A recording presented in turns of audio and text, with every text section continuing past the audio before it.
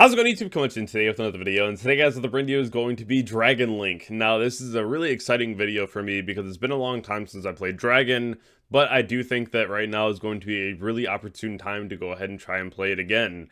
I think that Dragon has a lot of really cool matchups right now, especially anything still playing like the Fiendsmith cards, a lot of the light and dark matchups that we're already seeing as it is, and I do think that there's a lot of promise into the boards where you have things like Seal, Dissipator, and the Max Metal Morph to get into your Full Metal, which is the new Omni can't be killed or targeted by monster or spells, which is already really crazy as long as it's attached to the trap card.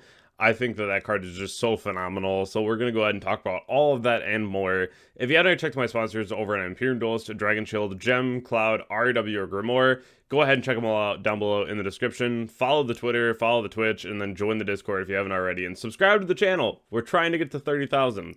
But without further ado, let's hop right on into the video. So, what if I told you that tenpai is actually a better rocket engine than the rocket engine has ever been?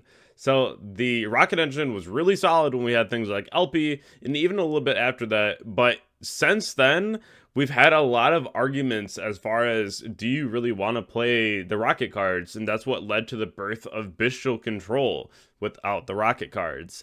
Because there's a huge divide in the Dragon community of, do you run these cards, do you not run these cards? I kind of think the tenpai cards are the new engine, and I think that's really cool. And the reason why is one Pydra, one Kaiman, it's a one card Dissipator. That's pretty broken. I like that a lot, especially if you're doing a variant of Bestial Control, because not only is it a one card Dissipator, but if you use the rest of your hand to bait out every interruption your opponent has and then slam Kaiman, it's just game.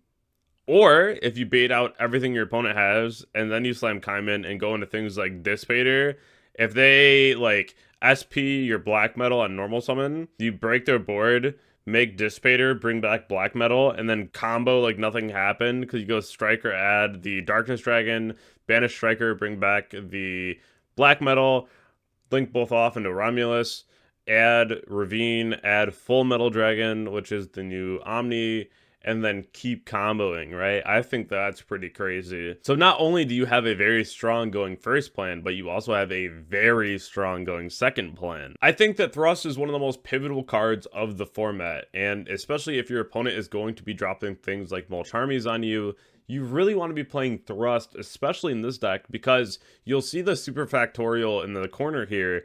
I think that you should be playing Thrust in certain decks that really call for a very important card to be set.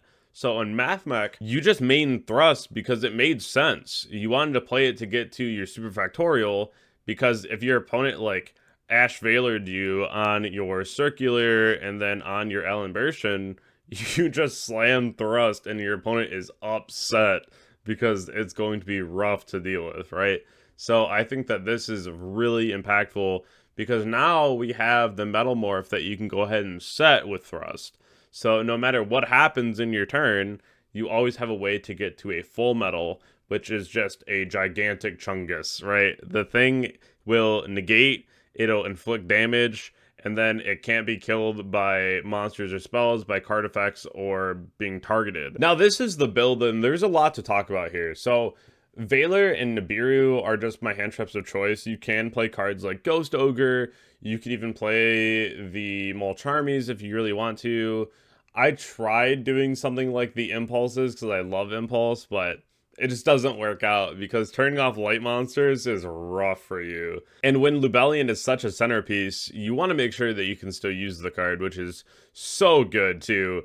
And there's so many different interactions that you can do. I was playing Chaos Emperor Dragon because you can add things back from Banished, even your tenpai cards, which is very cool. So there are a couple of really cool interactions that you can do with things like that if you want to play CED.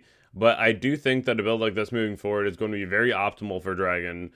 I did get told to not play Levy, but I'm still going to play Levy because it's Levy, and you still play like the one safer, so if you need to get to it quick, you can. I do think that there's a lot more pivotal moves that you can make.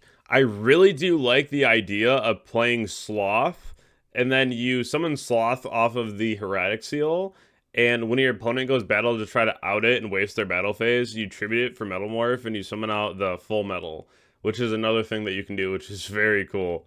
So there are a lot of different ways that you can kind of just like metagame whatever event that you're going to. And even the whole partner and the extra deck is something that you can change out if you would like to.